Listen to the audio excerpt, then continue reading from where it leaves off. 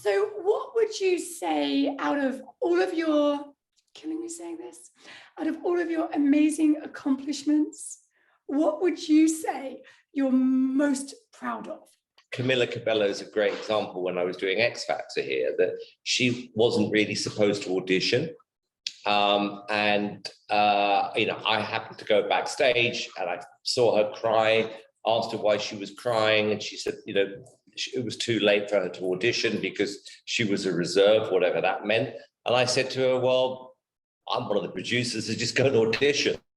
And, when those moments work, and seeing Camilla today or Harry Styles, Leona Lewis, Carrie Underwood, Kelly Clarkson, there's been so many times, luckily, where I've been there at that moment where their career is going to go in a completely different direction.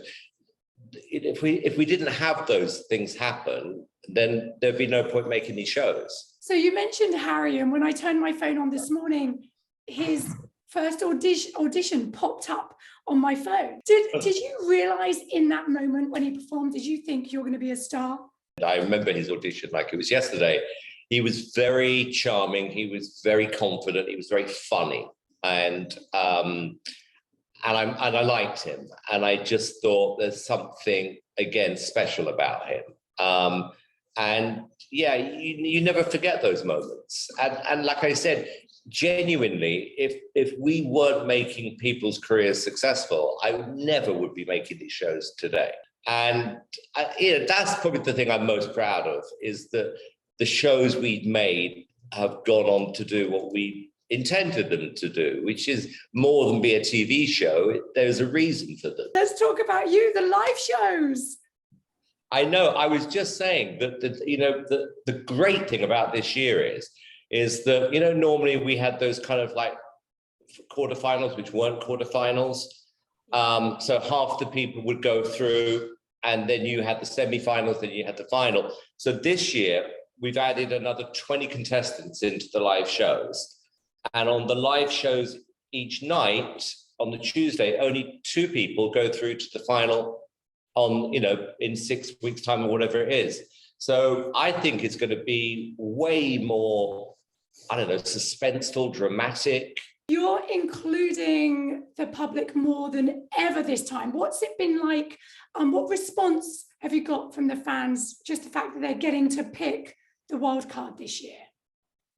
Well, I think people have liked it. I think anything you can add in which makes, the audience feel more of a part of selecting the contestants is good, because we don't have the middle round. So basically we had to make the decision, and then we got to a point genuinely on the day where it was like we couldn't make our minds up. And then we just invented this thing about, well, why don't we let the public decide? If I'm being honest with you, I like the idea that throughout the live shows, just the audience pick the finalists. So the dynamic between you judges and Terri Crews is electric. You seem to be having so much fun. Just how is it? How is it different this time around with these set of judges, Sophia, Heidi, and Howie? Why does it work so well? Well, I think partly because we know each other really well now. What advice would you give to the contestants going into the live shows? Because it is so daunting. I mean, you've got a lot of younger. Your golden buzzer is she 13? Sarah 14 now. Particularly to the younger ones. When I first was making these shows, there was no YouTube. So these shows really, really, really were, mega important. It was Kelly Clarkson or Fantasia, Carrie Underwood, they needed that platform. And I think the same thing fantastically still applies today, is that if you make that moment count, that 3 minutes on a TV show like this, because then the clips go viral or the audition goes viral afterwards, in my opinion, you've got to do something which no one's done before. So what was it about Sarah, for example, what was that special spark? What did you see in her? I mean, obviously she's amazing, she's gorgeous, but what was original and different about her for you?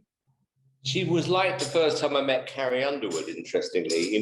Certain people, they walk in, or in our case, they come on stage, and they have what I call a glow about them. There's something that you almost can feel it before they start their audition. And as soon as she walked out, there was this feeling of, she's really, even though she was nervous, she was confident, and she just had that star quality thing about her.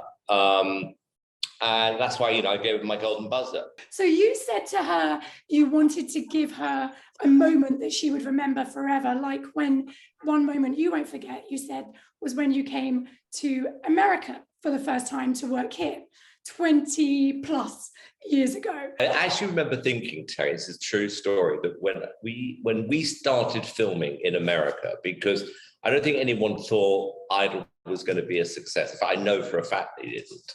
So even the fact that I was allowed through the studio gates, to me, was a huge deal. It's like, my God, this is brilliant. And, I'm on a show that was successful in America. You have to pinch yourself. So I think for someone like her, she's, at the time, 13 years old, 14, to travel halfway across the world from Poland to America, and experiencing what she felt from the audience, getting the golden buzzer, it kind of took me back to how I felt, which was, it is an amazing feeling. Thank you for watching. If you want more extra, hit the subscribe button and the bell so you'll never miss a video.